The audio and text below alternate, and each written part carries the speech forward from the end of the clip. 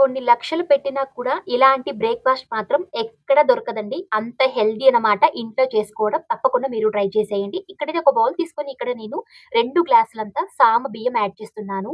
దీన్ని ఇంగ్లీష్‌లో అయితే పర్ల్స్ రైస్ అంటారండి. ప్రతి కిరాణా షాప్‌లో దొరుకుతుంది. ఈ విధంగా 2 గ్లాస్ యాడ్ చేసి బాగా వాష్ చేసుకోవాలి 3 టైమ్స్. తర్వాత ఇందులో నేను చూడండి ఇక్కడైతే నేను పచ్చిమిర్చి యాడ్ చేస్తున్నాను.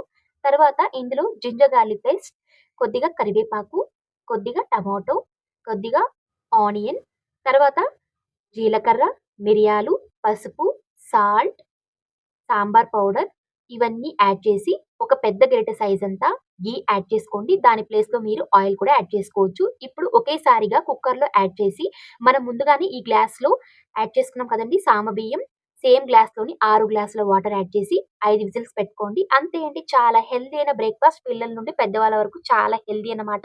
తప్పకుండా ట్రై చేయండి. Please like and subscribe and share. Thank you.